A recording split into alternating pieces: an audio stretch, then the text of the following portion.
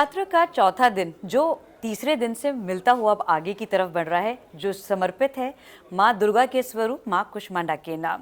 ऐसे में क्या विधि विधान हमें करने होंगे जिससे माँ होंगी प्रसन्न, उस पर ज़्यादा बातचीत करेंगे। जय माता दी दोस्तों, मैं हूँ मोनिका सिंह और आप देख रहे हैं इन खबर और मेरे साथ हैं जाने मानी एस्ट्रो डॉक्टर पारुल चौधरी जी। पारुल जी, पहले तो आपका बहुत बहुत स्वागत है इन खबर पर। जय माता दी, धन्यवाद।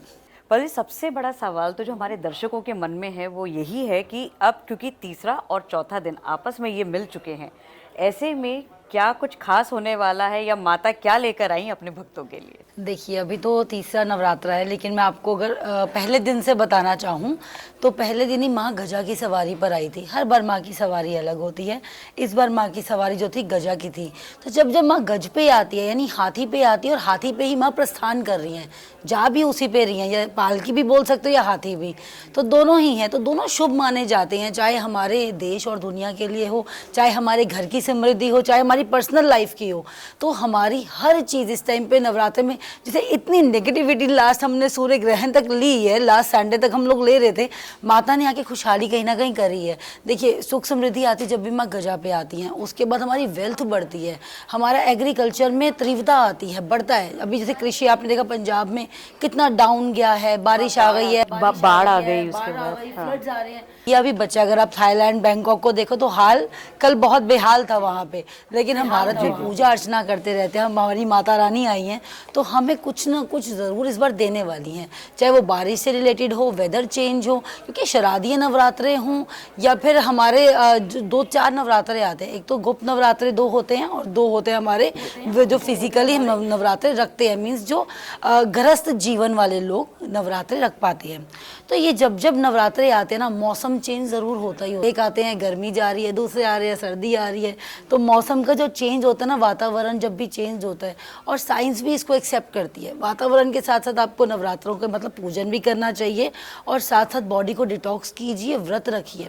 अभी हम बात करेंगे माँ के पहले स्वरूप से ही करेंगे, छोटी सी बात, क्योंकि हमेशा जब भी अगर हम माँ को देखते हैं उनका स्वरूप, तो हमने प्राचीन स्टोरीज बहुत सुनी है, कथाएं सुनी है, कहानी सुनी है, लेकिन मेरी एक जो उनको देखने की विचारधारा है ना, वो थोड़ी सी डिफरेंट है।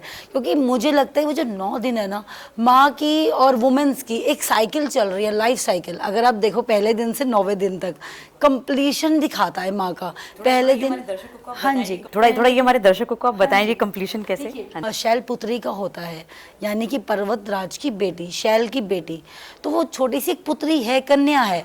दूसरा रूप उनका होता है ब्रह्मचारिणी का, डेट मीन्स ज्ञान जप तप, यानी बच्चा एक स्कूल में जा रहा है अब तो ज्ञान ले रहा है, जप कर रहा है, तप कर रहा है, अपनी डिजायर्स के लिए, अपनी इच्छाएं पूर्ण करने के लिए जप तप इम्पॉर्टेंट है, जो कि महिला करती है, आपने देखा बचपन से। तीसरा जब उनका रूप आता है तो उनका रूप आता है कुष्मांडा देवी का, नहीं चंद्रघंटा का। चंद्रघंटा का जब माँ का रूप आता है तो चंद्रघंटा में माँ क्या होती है, तैयार हो रही है अपने विवाह के लिए। अगर आप देखेंगे जब शिव जी आए थे बिल्कुल रौद्र रूप में, एक तरह से जैसे भस्मधारी के साथ में उनके फॉलोवर्स आए थे, उनके साथ साधक भी थे, अच्छे भी थे, बारात मिक्स थी उनकी। तो उनकी जो मीना, जो उनकी सांस थी, वो डर गई थी बहुत ज़्यादा उनका रूप देख के। तो माँ ने क्या सोचा, गौरा माँ ने, वहाँ पे पार्वती माँ क्या सोच रही हैं, कह रही मैंने इतनी तपस्या करी इनको पाने के लिए और ये तो सब कुछ खराब कर रहे हैं, नष्ट कर रहे हैं। तो उन्होंने अंदर से आत्मिक रूप लिया था, अपना प्रचंड रूप 10 भुजाओं के साथ। तब उसी को देख के हमारे शिव जी जो है, शक्ति को देख के शांत हो गए, एक पूरे के पूरे दुल्हे के रूप में आए, नॉर्मल रूप में आए, विवाह किया। विवाह के बाद हम एक स्त्री का क्या होता है रोल, आपने देखा स्कंद माता का जो हमारा रोल आ रहा है, कुष्मांडा देवी का। कुष्मांडा देवी में क्या है, एक पॉट रखा हुआ है, घड़ा रखा हुआ है और एक फर्टिलाइज लेडी दिखाई है, दैट मीन्स कि वो प्रेग्नेंट है। तो प्रेग्नेंट होने के बाद स्कंद माता, यानी उनकी गोद में एक बालक है, स्कंद है, जिन्हें कार्तिकेय का रूप हम कहते हैं। तो वो बालक, दैट मीन्स कि एक जो वुमेन है, जो हमारी महिला है, देखिए नर्चर कर रही है, केयर कर रही है, और वो एक रूप में ढल गई है कि मैं अपने करियर, स्टडीज, अपने पेरेंट्स के साथ अब मैं बैलेंस करके चलूँ रूप को अपने, अब मैं माँ बन गई हूँ। ठीक है, माँ के बाद आएगी कात्यायनी माता। कात्यायनी माता हमें क्या दिखाती है, कहीं ना कहीं हमको फाइट्स करना, इनजस्टिस से लड़ना, कि हमको अपनी जितनी भी अंदर आत्मिक जो अगर हमारे साथ कोई चीज़ हो रही है ना खराब भी हो रही है तो हमको फाइट करना चाहिए। वो एक वो एक स्ट्रांगनेस लेकर आती है हमारे अंदर ना, तो वो पैशन भी आ रहा है कि मैं ये सब झेल रही हूँ तो मुझे लड़ना भी अपने हक के लिए, तो वो सिखाती हैं। उसके बाद माँ आती है कालरात्रि। कालरात्रि मीन्स एक वुमेन के लिए कितना ज़्यादा कठोर होता है ये जितना भी जीवन है, तपस्या होती है, कभी अप्स आते हैं कभी डाउन्स आते हैं, घर में भी बहुत सारी ऐसी चीज़ें हो जाती हैं। तो कालरात्रि मीन्स ये आपका एक लोअर टाइम ऑफ पीरियड है जिसमें आपको ट्रांसफॉर्मेशन मिलेगी पूरी शक्ति। अब आपका लाइफ चेंज, शक्ति आप अब आप लाइफ चेंज होगी तो माँ गौरा आती हैं। दैट मीन्स आपकी ज़िंदगी में उजाला आ गया, अब उजाला आया, आपकी जिंदगी पीस आया, काम आया, मैच्योरिटी आई, अब आप बैलेंस कर पा रही हैं। आखिरी जो हमारा होता है माँ का रूप होता है, सिद्धिदात्री का रूप होता है। सिद्धिदात्री मीन्स वो वृद्ध अवस्था में आ गई हैं, मैच्योर्ड हैं, बैलेंस हैं, अब वो देने की हैं, मतलब हमने ज्ञान ले लिया, अब वो देने के योग्य हो चुकी है कि मैं अब आप सबको बांटूंगी। अगर हम देखें तो हमारे ग्रह भी 9 हैं और हमारी माता का रूप भी 9 है। That means 1 to 9 is a completion, पूरा का पूरा कंप्लीट करिए एक वुमेन की साइकिल, जो लाइफ साइकिल है, जर्नी कंप्लीट होती है। तो अगर हम देखें तो हम सभी के अंदर कहीं ना कहीं देवी है, तो मान के चलना चाहिए। अब ये नहीं कि आज कुष्मांडा का डे है तो आज आप वही पूजा अर्चना करेंगे। आपने जिस तरीके से पूरी कहानी समझाई, मुझे नहीं लगता हमारे दर्शकों को, मतलब कई लोग होंगे जिनको नहीं ऐसा पता होगा कि मतलब कैसे एक माँ को जो स्वरूप है, एक पूरी लेडी का साइकिल एक बताया हुआ है। ये बहुत शास्त्रों में अगर हम पढ़ना स्टार्ट करते हैं, कईयों को नहीं समझ आते, संस्कृत में लिखे हैं शास्त्र या एक कठिन भाषा में लिखे हुए हैं, कहीं ना कहीं चूक जाते हैं, चाहे जो हमारे आजकल बच्चे हैं, यूथ है हमारा, सीखना चाहता है। तो अगर आप अपने आप को देखोगे ना as an person, as an महिला, कि आप एक जर्नी ही जी रहे हो माता की, और माता ने उस जमाने में देखिए हजारों पूर्व साल हमको बताया गया कि this is a life of the women, यही जिंदगी है, तुम भी वही जी रहे हो, मैं भी वही जी रही हूँ। उन्होंने जी के दिखाया। अब ये नहीं आप बोल सकते कि माता को ने, भगवानों ने कोई भी कष्ट नहीं झेला, तो भगवानों ने भी कष्ट झेला, इंसान भी झेल रहे हैं, बट आप बाहर आइए, सबके अंदर शक्ति है, रूप है, तो आपको लड़ना चाहिए अपने हक के लिए भी, और आपको नर्चर भी करना चाहिए। तो महिलाएं जो इसीलिए बोला गया है कि एक ओशियन की तरह है, सब कुछ सह जाती हैं, इतनी उनके अंदर शक्ति है। अब क्योंकि हम ये चौथे दिन की बात कर रहे हैं डॉक्टर पारुल, तो अब इसमें माँ कुष्मांडा के लिए दर्शक ये जरूर जानना चाहेंगे कि खास कोई विधि विधान है जिसको फॉलो करना, जो एक हमको कथा सुनाई गई है शास्त्रों में, कुष्मांडा माँ को बोलते हैं मंद मंद मुस्कान, मतलब हंसने वाली। जब सूर्य में अब कोई रोशनी ही नहीं थी, जब दुनिया ही नहीं प्रकाशित हुई थी, बनी नहीं थी, तो माँ ने अपनी मुस्कान से यानी ऊर्जा से पूरी धरती बनाई थी, पूरा संसार बनाया था। वो हंसती रहती हैं, पीस देती हैं और आपको रेडी करती हैं आगे की लाइफ के लिए। तो कुष्मांडा माँ को पीला रंग अति प्रिय है। सबसे पहले तो माँ को पीला रंग पहन के आप कोई भी फूल चढ़ा सकते हैं, गेंदे का, आप वस्त्र धारण कर सकते हैं पीले रंग के, और आप पीले रंग की मिठाई अगर नहीं भी है तो मैं बोलूँगी केसर डाल के आप मिठाई का भोग लगाएं। दुग्ध की कोई भी, गाय के दूध की बनी मिठाई का भोग लगा सकते हैं। और आपको कुष्मांडा माँ के मंत्रों का जाप करना है। लेकिन मैं बोलूँगी दुर्गा सप्तशती अगर आप पहले दिन से कर रहे हैं तो सबसे शुद्ध और सबसे शुभ और माँ को अति प्रिय वही है, क्योंकि दुर्गा सप्तशती करने में कम से कम 3.5 से 4 घंटा लग जाता है। अगर आपको कंठस्थ है तब भी, नहीं है तब भी, दीपक जला के आप कम से कम 3.5-4 घंटे बैठिए और आप एक एक अध्याय पढ़ लीजिए। अगर आप रोज़ नहीं कर सकते हैं, एक साथ नहीं कर सकते हैं, तो आपको बहुत ही अच्छे फल मिलते हैं। और आपकी माँ जो है ना, डिमांड इस टाइम पे पूरी भी करती है। माँ धरती पर आई हैं और आपको देने ही आती हैं जब भी आती हैं। आगे जितनी भी लाइफ आपकी चलेगी या जितनी भी आपकी मन्नतें हैं, माँ आपको देंगी। और इनकी जो पूजा अर्चना है, देखिए माँ तो माँ होती है, बड़ी कोमल होती है, तो आप जैसे भी पूजा अर्चना करेंगे ना, माँ स्वीकार कर लेती है। बस भाव अच्छे होने चाहिए, मन अच्छा होना चाहिए। बाकी अगर आप व्रत रख रहे हैं, अगर आप व्रतियाँ हैं, तो मैं आपको बोलूँ बाहर का कुछ ना खाइए तो आपके लिए अच्छा रहेगा। नमक भी आप संबक यानी सेंधा वाला यूज़ कीजिए। वैसे लाल मिर्च भी ग्रंथों में मना है, लेकिन लोग लाल मिर्च, टमाटर एंड वाटरमेलन, तरबूज खाते हैं, लेकिन हमारे शास्त्रों में तरबूज, टमाटर और लाल मिर्च मना है। मतलब लाल रंग का सेवन नहीं करना, लाल रंग का सेवन नहीं, कुछ जो अपाच्य फूड है, मीन्स हैवी फूड है ना, वो आइटम आपको नहीं लेनी होती है, तो ये चीज़ें मना होती हैं। लेकिन लोग टमाटर डालते हैं नवरात्रे में। अब तो ये भी लेकिन इस बार अब तो ये भी देखने को मिल गया ना डॉक्टर पारुल, क्योंकि आप तो डॉक्टर भी हैं, क्योंकि अब जिस तरीके से अब ये जो व्रत चलते हैं, व्रत में ऐसा लगता है कि लोग शायद कुछ ज्यादा भी खा बहुत लेते हैं, लोग क्योंकि ऐसे होते हैं, वो चढ़ते रहते हैं, उनको व्रत नहीं, हम चढ़त बोलते हैं कि आप सुबह उठे तब ले लिया, शाम को उठे। लेकिन व्रत का मतलब है बॉडी को डिटॉक्स करना। बॉडी मीन्स खाने की पहले मैं बात कर रही हूँ सिर्फ, कि अपनी पाचन क्रिया को आपको रेडी करना, कि आप एक दूसरे वेदर में जा रहे हो, क्लाइमेट में जा रहे हो, आप एक सर्दी की तरफ जा रहे हो, तो आपकी बॉडी जो ना हिल जाता है, आपका पेट जो होता है प्रॉपरली हिल जाता है इस टाइम पे। तो आपको अपने आप को डिटॉक्स करना चाहिए 8 से 9 दिन, जितने भी आप लोग व्रत रख पाएं, जितनी आपकी श्रद्धा है, तो आप रखिए, व्रत रखिए।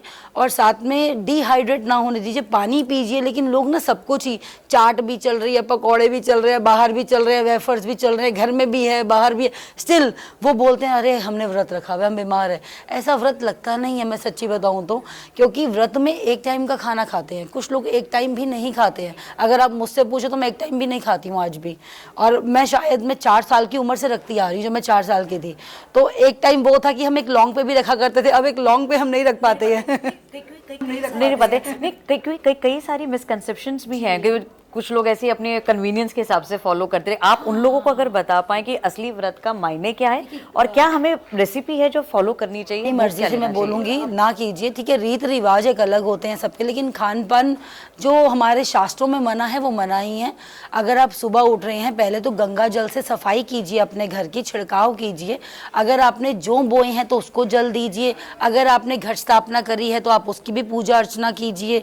उसके बाद आप नीचे आसन बिछाइए लाल रंग का, आप नहाइए, स्नान करिए, साफ वस्त्र पहनिए। जैसे पीला रंग है कुष्मांडा माँ का, पीले वस्त्र पहन सकते हैं, नहीं तो पीले आप फूल लगा सकते हैं अपने बालों में। रंगों से भी रंगों से भी डॉक्टर पारुल क्या फर्क पड़ता है? क्योंकि अगर आप जो माँ के रंग हैं अगर आप वो पहनते हैं तो वाकई कुछ पॉजिटिव वाइब्स आती हैं या कोई रिजल्ट आता है? सनातन धर्म में बोलूँ, साइंटिस्ट से भी बहुत आगे रहा है, हजारों साल पहले। तो शास्त्रों में रंगों का महत्व पहले ही बता दिया, चाहे माँ के रूप में बताया हो, चाहे हमारे ग्रंथों के रूप में बताया हो, शास्त्रों के। अगर हम वास्तु करने जाते हैं ना, तो सबसे पहले हम एस्ट्रोलॉजी पर भी सबसे पहले कलर्स पर वर्क करते हैं। आप ब्लैक पहनिए, आप कहीं ना देखिए नेगेटिविटी एब्जॉर्ब करेंगे, इसलिए मना करते हैं। काले रंग में कोई दिक्कत नहीं है, मनहूस नहीं है, काला रंग मनहूस नहीं है। सबसे पहले ये मिथ है काला रंग, क्योंकि अगर आप जापान में जाइए ब्लैक ही पहनते हैं, तो मनहूस नहीं है, बट वो नेगेटिविटी एब्जॉर्ब जल्दी करता है। तो वो आप ना क्या करते हो, कईयों का खून नजरीला होता है, एनर्जीज कईयों की लो होती है, और जब आप व्रत में होते हो तो आपकी एनर्जी ऑटोमेटिकली लो ही होती है। ऊर्जा नहीं है इतनी कि आप, जैसे मैं आपके साथ बैठी हूँ या मुझसे मैं ऐसा काम करती हूँ, कार्य करती हूँ, 10 लोगों से मिलती हूँ, किसी ना किसी की नेगेटिविटी मुझे इम्पैक्ट करेगी अगर मैं वो कलर पहन रही हूँ तो। और अगर आप पहन रहे हो तो फिर आप स्नान जरूर कीजिए एक बार ना, नमक के पानी से। जिस तरीके से आपने पीला रंग बताया, तो पीला रंग क्या? पीला रंग हमारा जो है लक्ष्मी माँ का कलर है। देखिए अभी जो माँ के रूप मैंने आपको 9 बताए ना, मेन अगर हम नवरात्रि देखें तो 3 रूपों पे चलती है, महागौरी, महालक्ष्मी, महासरस्वती। तो जो पहले के 3 दिन होते हैं महाकाली के होते हैं, उसके बाद महालक्ष्मी के होते हैं। तो महालक्ष्मी का अति प्रिय कलर है येलो, जैसे कि विष्णु को भी प्रिय कलर है येलो, तो इसलिए उनको भी प्रिय है येलो कलर। तो हमेशा हमारा जो येलो कलर होता है प्रोस्पेरिटी देता है, वेल्थ देता है, अबंडेंस देता है। आप गोल्ड भी देखो तो येलो ही है। बिल्कुल। तो यानी जो धन की प्राप्ति चाह रहे हैं तो उनके लिए पीला रंग शुभ होगा। नवरात्रे आ गए, नवरात्रे लक्ष्मी जी के होते हैं, उसके बाद माँ गौरा के आएंगे, जो एंड के 3 होंगे, क्योंकि महाशक्तियों के ही हैं ये। तो अब आप येलो पहनेंगे तो येलो एक इंक्रीज करता है आपका बृहस्पति भी, जैसे कि कुष्मांडा माँ बुध ग्रह को डिनोट करती हैं, तो बुध ग्रह भी आपका अच्छा होता है। अगर आपको कम्युनिकेशन से लेके कोई प्रॉब्लम आ रही है, आप मीडिया में वर्क करते हैं, आप टीचिंग लाइन में हैं, या आप एंकर हैं, या आपका बोलने वाला कार्य है, या आप पब्लिक रिलेशनशिप में वर्क कर रहे हैं, तो आज के दिन आप व्रत नहीं रख सकते हैं तो माँ को ज़रूर कुछ पीले रंग का अर्पण करें। पीली चूड़ियाँ हो सकती हैं, पीला श्रृंगार के रूप में आप उनको चुनरी दे सकते हैं, साड़ी दे सकते हैं, चढ़ा सकते हैं आप। तो माँ को देखो सजना संवरना भी बहुत प्रिय है, जैसे कि वुमेन्स को है उतना ही माँ को भी है। तो आप प्रॉपर अपनी माँ श्रृंगार दीजिए, और ज़रूरी नहीं है कि आपने वो श्रृंगार चढ़ाया तो आप लोग यूज़ नहीं कर सकते। आपके घर में बहन है, बेटी है, अपनी बीवी है, तो आप उनको भी दे सकते हो, वो भी माँ का ही रूप है। जैसे मैंने बताया आपको कि माँ के ही रूप है, तो आप उनको दे सकते हैं। ये सारी कोई भी उनको आइटम है या कुछ भी येलो कलर का आज अपनी माँ को दीजिए, या कुछ बना के खिला दीजिए माँ को। आप हलवा भी एक भोग लगा सकते हैं पीले रंग का आज के दिन, लेकिन हलवा गेहूं का नहीं लगाना। बहुत जगह मैंने सुना है, कहते हैं गेहूं का भोग लगाओ माँ को, 9 दिन गेहूं का भोग नहीं लगता माँ को, क्योंकि जौ बीजे जाते हैं। जौ तो हम लोग बीजते हैं, तो कैसे हम उसे खा सकते हैं ना। एक ये जो, क्योंकि आपने इसका बताया, क्योंकि खेतरी जैसे लोग लगाते हैं, कई दर्शकों के हमारे सवाल थे कि कईयों की खेतरी है जो ज़्यादा फल फूल नहीं पाती है, तो उससे भी कुछ एक रिजेम्बलेंस रहता है। खेतरी का प्रचलन कब हुआ था जौ बोने का? जब जैसे कि महिषासुर ने तबाही मचा रखी थी, उस समय सारे देवताओं ने मिलके माँ को आवाहन किया था, तो और एग्रीकल्चर समाप्त हो गया था हमारा। क्यों बोलते हैं एग्रीकल्चर बढ़ेगा ये वाले नवरात्रों के बाद, शारदीय नवरात्रों के बाद बिल्कुल ख़त्म हो गया था कृषि, और रो रो के सबका बुरा हाल था। और जब माँ भी प्रकट हुई ना, माँ ने भी हालत देखी उस समय। जब जैसे ही माँ प्रकट हुई तो पहला क्या हुआ था, जौ उगी थी। इसीलिए उसके बाद बोला था एग्रीकल्चर बढ़ेगा, वेल्थ हमारी बढ़ेगी, बढ़ोतरी होगी। और जौ भी इसीलिए बोते हैं। अब जौ ही आपकी बता रही है कि माँ आपसे कितनी खुश है और माँ आपसे कितनी निराश है। देखिए व्रत सब करते हैं, माँ को सब बुलाते हैं, लेकिन हम नहीं ऊपर से देख पा रहे, बट माँ आपका मन तो देख रही है ना। लेकिन अगर डॉक्टर पारुल किसी की खेतरी बाय चांस अगर किसी वजह से नहीं फल फूल पाई है, तो उसके लिए भी कोई उपाय रहते हैं? माफी मांग, त्रुटि करे, कोई ना कोई गलती जरूर होगी उनके घर में। या तो उनका व्यवहार अच्छा नहीं होगा, हो सकता है कुछ लोग पूजा अर्चना में कमी नहीं करते हैं लेकिन अपने व्यवहार में पूरी कमी करते हैं, है ना। अगर हो सकता है वो आगे पूजा कर रहे हैं, पीछे से बैठ के लड़ रहे हैं, झगड़ रहे हैं, आप किसी लेडीज़ को देख रहे हैं या आप महिला के साथ बैठ रहे हैं। देखिए मैंने मंदिरों में देखा है, भीड़ लगी होती है और लड़कों की जो नज़रें होती हैं ना महिलाओं की तरफ गंदी ही होती हैं। तो आप ये कौन से मेले में आए हैं, कौन से मंदिर में आए हैं माँ की आप पूजा करने? आप माँ को मनाने आए हैं, वो भी तो उन्हीं का स्वरूप है। अब आप बचपन में आपने देखा होगा, आप हमको हमारे माता पिता पूछते थे कि कंजक है, इस दिन तो वैसे कुछ नहीं कहना, कंजक है, और हम भी बोलते हम माता का रूप है, बोलना मत कुछ भी। बिल्कुल। तो वो वाली चीज़ जो है ना में है नहीं, वो यूथ भूलता जा रहा है। आप मंदिर में क्या जा रहे हो, देखने जा रहे हो कि कोई मिल जाए, रिश्ता पक्का हो जाए, कोई लड़के को लड़की मिल जाए। तो आप वहाँ पे अगर देख रहे हो कोई लड़की के साथ कुछ बुरा व्यवहार भी हो रहा है, तो आप उसका साथ दे रहे हो, तो वो भी आपके लिए गलत में ही काउंट होता है आपके कर्मों में। तो हम नहीं देख रहे बहुत सारी चीज़ें, वो माँ ने देखी हैं। और कई बार नहीं भी गलती हो रही, उसका दूसरा कारण ये भी है कि आपके आने वाले 6 महीने उससे जौ से पता चलते हैं। डैट मीन्स कि आपके हो सकता है ग्रह खराब हो, आपकी लाइफ में हर्डल्स आने हो, ऑब्स्टिकल्स आने हो, लेकिन वो आपकी जौ बता देगी। तो इसके लिए भी कोई विशेष पूजा अर्चना करने की ज़रूरत है? विशेष पूजा ये सबसे पहले पर्सनलाइज आप अपनी कुंडली ज़रूर एक बार दिखाएं, क्योंकि मे भी हो सकता है घर में किसी ना किसी का बुध वीक हो, किसी का ग्रह खराब हो, इस वजह से भी ये प्रॉब्लम्स आती हैं। और ऐसा नहीं होता कि मैं व्रत रख रही हूँ तो मेरी वजह से ही ऐसा हो रहा है, घर में किसी की भी वजह से हो सकता है। आप एक घर में तो रहते हो, सब एक दूसरे से ना इंटर रिलेटेड है। अगर हम कुंडली भी खोलते हैं तो माँ की खोलेंगे, बच्चे का बता देंगे, बच्चे से माँ का बता देंगे, आगे भाई बहन कितने होंगे बताएंगे, नान का दाद का सब आ जाता है। तो उसी प्रकार से कहीं ना कहीं किसी का कोई ग्रह डैमेज होता है या बद होता है या उसकी दशा अच्छी ना चल रही हो, तो कहीं ना कहीं वो चीज़ बता देती है माँ, बोल नहीं पा रही हैं लेकिन आपको दिखा देती हैं कि बेटा आगे संभल के रहे, तेरा इतना टाइम है और अब यहीं पे चौकन्ना हो जाओ। आपने माता का बताया कि वो बुध से संबंधित रखती हैं, तो ये बुध का जो ग्रह है ये दरअसल होता किस नेचर का है? देखिए बुध को हम लोग क्या प्रिंस के रूप में बोलते हैं, एज ए नोमोलॉजी में भी और वैदिक में भी, कि बहुत नटखट से प्रिंस है, सबको पसंद है, किसी से भी उनकी लड़ाई नहीं है, चाहे सूर्य देव हो, चंद्रमा हो, शनि हो, राहु हो, सबके साथ बनती है उनकी। तो बुध वैसे है, तो बुध जहाँ जाते हैं ना उनको एक प्रिंस ट्रीटमेंट ही मिलती है। तो मतलब जिधर बैठ गए, अब उनका क्या मेन वो किसके अधिपता है कि कम्युनिकेशन के। अगर आप कम्युनिकेशन की बात करें तो कम्युनिकेशन के, जैसे मैंने बताया मीडिया रिलेटेड, एंकरिंग हो गई, कईयों को आपने देखा होगा तोतलाते हैं बच्चे, हकलाते हैं, वहाँ पे उनका बुध वीक होता है। कुछ ट्रांसजेंडर के भी लोग अगर जो होते हैं वहाँ पर भी बुध वीक ही होता है, बद होता है उनका, क्योंकि बुध जो था प्रॉपरली बना नहीं था, ना वो लड़का में महिला में आता है ना वो पुरुष में आता है, तो वो भी आधा ट्रांसजेंडर ही माना जाता है। इस वजह से बोला जाता है कि ट्रांसजेंडर की पूजा करो या उनको दान दो या हरा रंग का दान दो या आप एनिमल्स की पूजा करो, गाय को चारा खिलाओ ताकि आपका बेटर हो।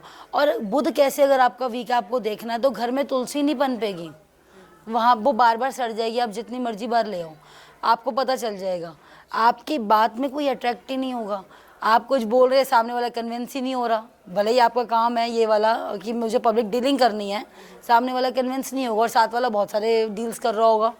तो वहीं से पता चल जाता है कि आपका बुध कहीं ना कहीं वीक है। और वीक है तो कुष्मांडा देवी की आप पूजा कीजिए, अर्चना कीजिए, उनकी स्तुति पढ़िए, आप स्तुति सबसे अच्छी है उनकी, ओम कुष्मांडाय नमः का जाप कीजिए आप, तो ये जाप करते रहिए, और एक दिन की बात नहीं है, ये आप कंटिन्यूस कीजिए सब। ये कोई भी ग्रह ना एक दिन में ठीक ये मैं क्योंकि आपसे यही सवाल मैं पूछना चाह रही थी, कई लोग होते हैं कि जैसे नवरात्रे आते हैं तो एकदम भक्ति भाव आ जाता है और आगे पीछे नहीं देखते, तो ऐसा है क्या माँ सिर्फ इसी दिन विराजमान रहती हैं आपकी बातें सुनने के लिए? वो तो क्योंकि आप जब जैसे जैसे श्रद्धा भाव से करेंगे वो आगे भी सुनी जाएगी। इसीलिए बार बार जो घर में ही शक्ति है, घर में ही पूजिए, सबसे पहले अपने कर्म सुधारिए। अगर हम देखेंगे ना, आपको कुछ दान दक्षिणा करना ही नहीं पड़ेगा।